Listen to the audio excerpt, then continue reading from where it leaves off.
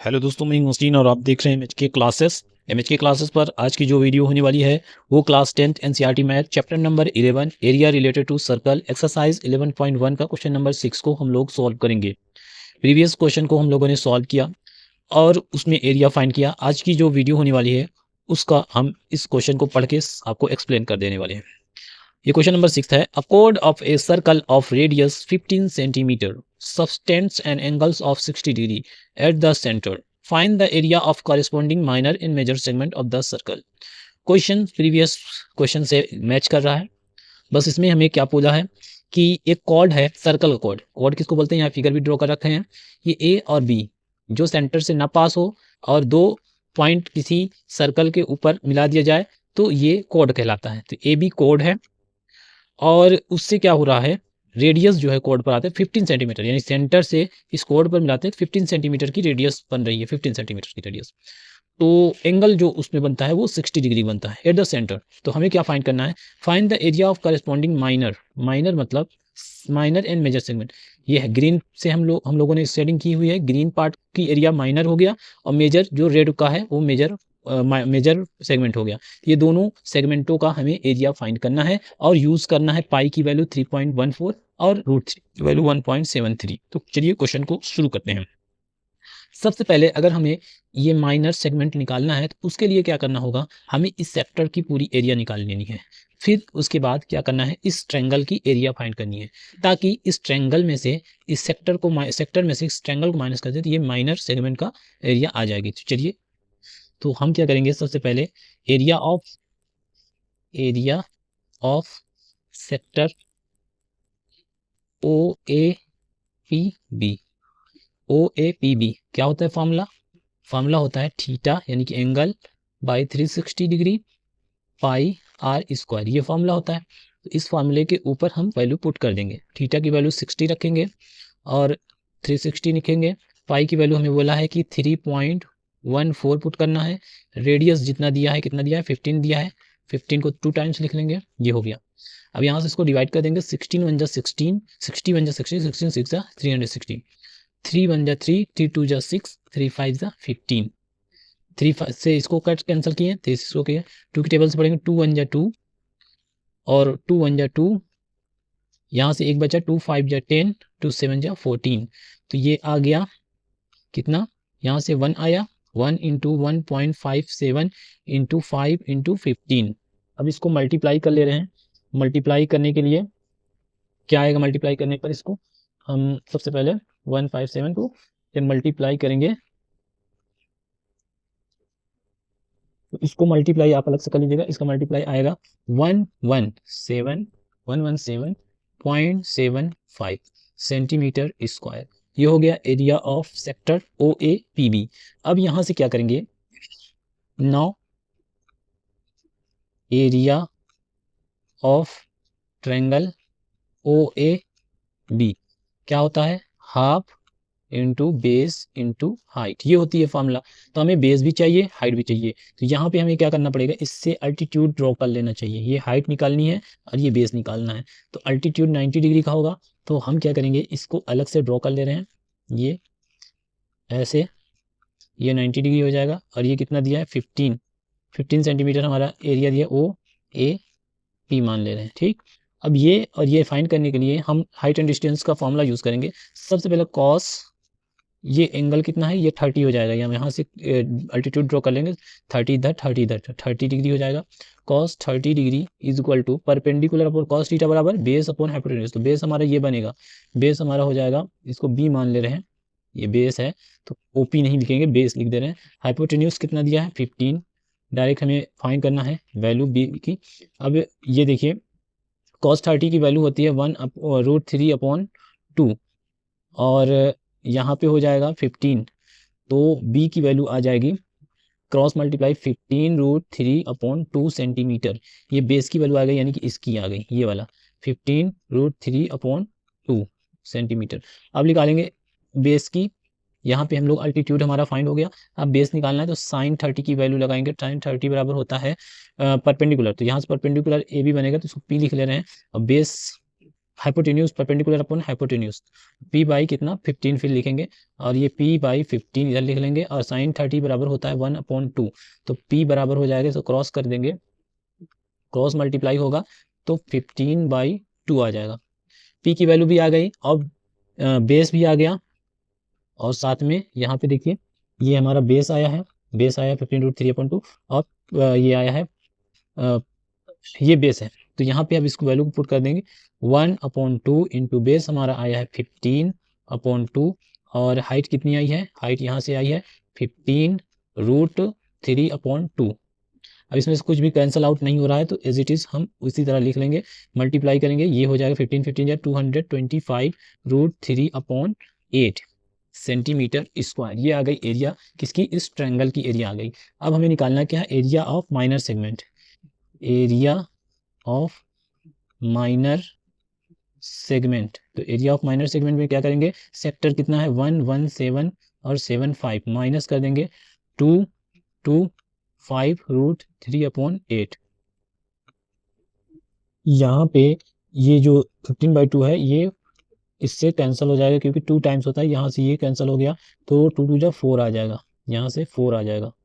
अब क्या करना है, इसका जो वैल्यू √3 की वैल्यू हमें बोला है इसमें क्वेश्चन में कि 1.7 रखना है, तो 11775 माइनस 225 इंटू 1.73 अपॉन में 4। अब इसको पूरा सॉल्व करेंगे तो जो वैल्यू आएगी निकल के वो आएगी 11775 माइनस आएगा 97.3725। अब इसमें से इसको माइनस कर देंगे तो आ जाएगा क्या चीज़, 20.4375 सेंटीमीटर स्क्वायर। तो ये माइनर सेगमेंट का एरिया आ जाएगी जो हमें की फाइंड करना था। अब आ रहे हैं मेजर सेगमेंट की एरिया फाइंड करना। तो मेजर सेगमेंट की एरिया फाइंड करने से पहले हम इस सर्कल की एरिया फाइंड करेंगे, area of circle. Area of circle बराबर होता है πr²। तो पाई की वैल्यू हम रखेंगे 3/14 इंटू 15 तो इसको जब मल्टीप्लाई करेंगे आ जाएगा 706.5 आ जाएगा इसकी एरिया, ये सर्कल की एरिया सेंटीमीटर स्क्वायर। अब निकालेंगे area of major segment, major segment की एरिया निकालेंगे। एरिया ऑफ मेजर सेगमेंट क्या हो जाएगा, 7065 माइनस इस पूरे सेक्टर को माइनस कर देंगे, कितना आया था सेक्टर, एरिया ऑफ सेक्टर कितना आया था, एरिया ऑफ सेक्टर हमारा आया था 117 और 75, तो टोटल कितना आ जाएगा जब इसको माइनस करेंगे इसमें से, तो यहाँ से 5 रहेगा और 15, 10 में से 5, 14 में से 7 गया तो 7 बचा, और फिर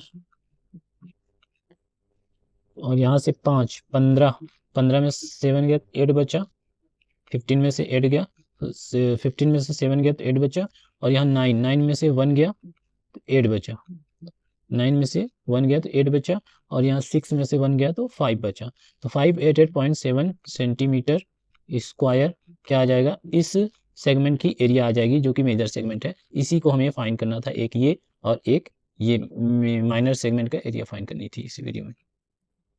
अब आ गए हैं क्वेश्चन नंबर 7 पर, जो कि सेम क्वेश्चन नंबर 6 की ही तरह है, बस इसमें फ़र्क क्या है, इसमें सेगमेंट हमें फाइंड करना है इस चीज़ का, बस उसमें मेजर का भी फाइंड करना था लेकिन इसमें माइनर का ही सिर्फ फाइंड करना है।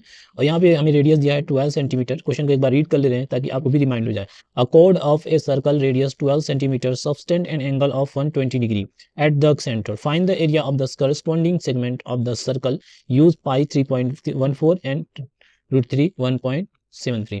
तो इसमें चलिए हमें फाइंड करने के लिए सबसे पहले हम क्या करेंगे, इस ट्रायंगल की एरिया फाइंड करेंगे, इस ट्रायंगल की एरिया और इस पूरे सेक्टर की एरिया। पहले एरिया ऑफ सेक्टर निकाल रहे हैं, एरिया ऑफ सेक्टर OAPB क्या होता है, थीटा की वैल्यू 360 डिग्री πr²।